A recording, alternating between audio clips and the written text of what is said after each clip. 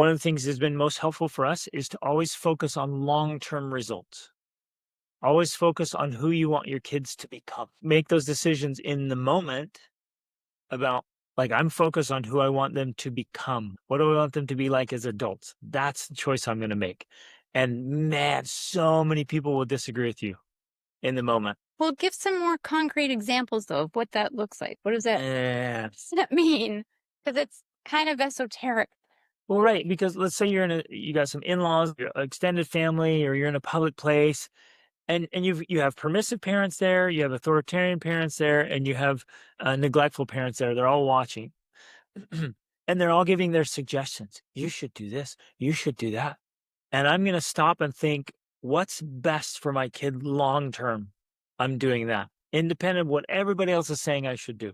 They're all chiming in, your mother-in-law and your uncle and your brother and blah, blah, blah, and your neighbor and your best friend. You're like, you can all go buy a healthy drink for yourself and spend some time doing yoga while I raise my children and get results. One example I think of, and I've been in this situation, I'm sure we all have, where you're in some sort of group, either with family or friends at a play group, and your child does something, and it's like everyone looks at you expecting you to intervene and discipline in that moment. And if you know your child and if you have this relationship with them, you may know that intervening in that moment is not the right thing to do.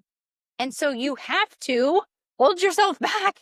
Like, okay, the best thing for While me, they're sitting there right? saying, Yeah, Rachel, aren't you going to correct yeah. your children Right. for that behavior? I actually have another story about this. I'm sorry if these are all stories about me, but um, again, I was with my family member, extended family member, including my sister, who also has 7 children, but has a very different parenting style from me. And We would say, okay, anyway, first of all, love her. yeah, Like, we love them to death. love her.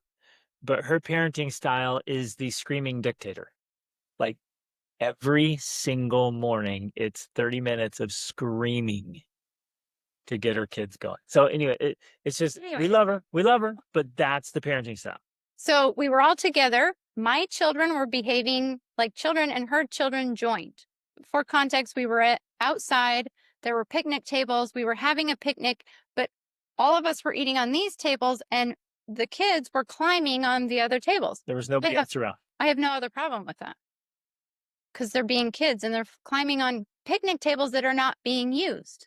Well, somebody in the group, not me, decided the children should not be climbing on the picnic tables. So my sister went and told her kids to get off the picnic tables.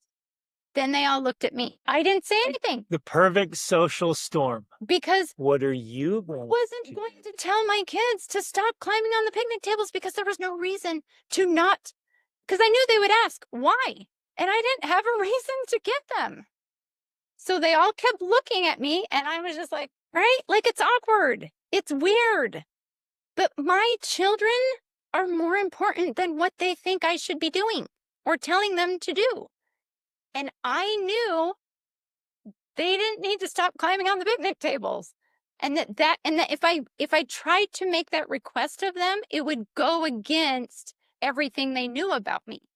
And so it would feel weird and strained and like, what's off here, mom? What's going on?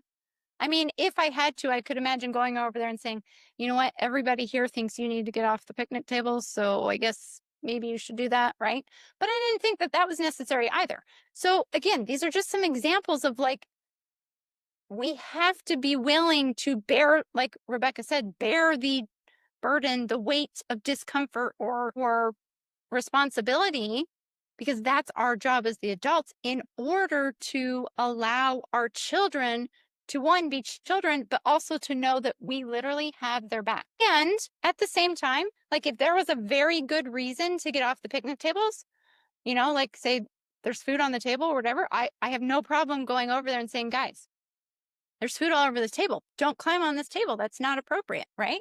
So they also know that it's not that I don't have standards, it's that I recognize the nuances of the situation and that I'm willing to be the one to navigate that.